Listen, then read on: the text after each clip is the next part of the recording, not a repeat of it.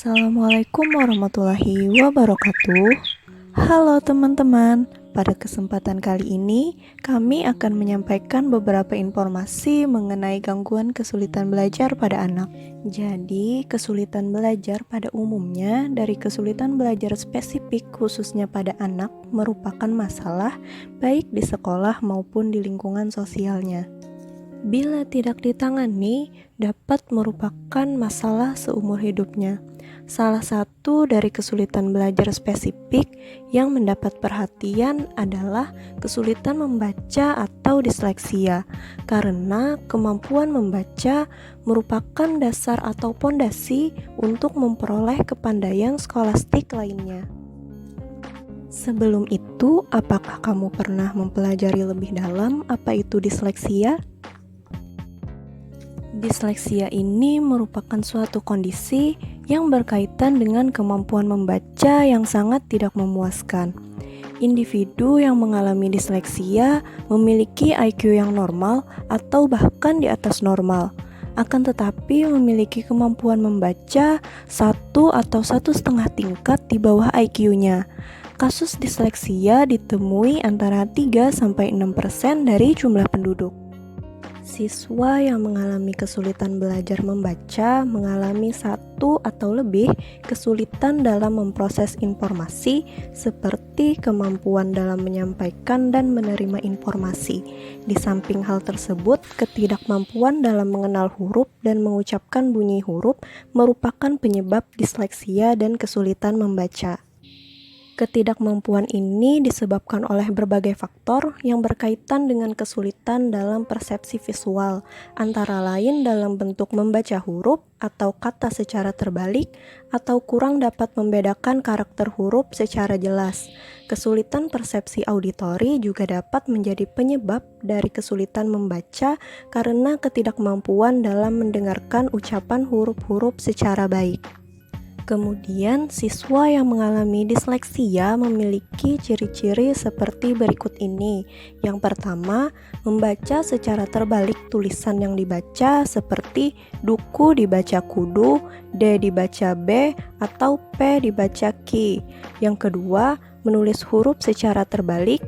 Yang ketiga, mengalami kesulitan dalam menyebutkan kembali informasi yang diberikan secara lisan. Yang keempat, karakter huruf yang ditulis tidak jelas. Yang kelima, memiliki kemampuan menggambar yang kurang baik. Yang keenam, sulit dalam mengikuti perintah yang diberikan secara lisan. Yang ketujuh, mengalami kesulitan dalam menentukan arah kiri dan kanan.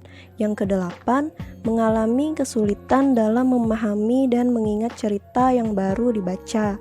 Yang kesembilan, mengalami kesulitan dalam mengungkapkan pikiran secara tertulis. Yang kesepuluh, perlu diingat bahwa mengalami disleksia ini bukan karena keadaan mata dan telinga yang tidak baik atau karena disfungsi otak. Yang ke-11, mengalami kesulitan dalam mengenal bentuk huruf dan mengucapkan bunyi huruf. Yang ke-12, mengalami kesulitan dalam menggabungkan bunyi huruf menjadi kata yang berarti. Dan yang ke-13, sangat lambat dalam membaca karena kesulitan dalam mengenal huruf, mengingat bunyi huruf, dan menggabungkan bunyi huruf menjadi kata yang berarti.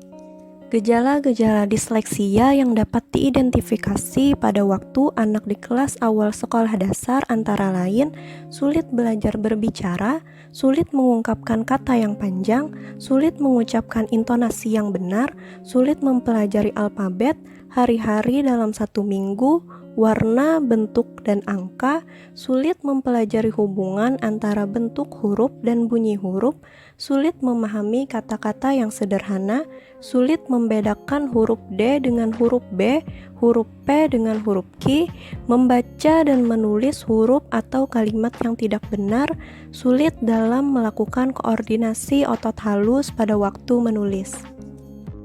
Perlu diingat bahwa disleksia merupakan faktor yang diturunkan dalam arti apabila dalam satu keluarga terdapat individu yang disleksia, maka keturunannya diperkirakan akan mengalami hal yang serupa.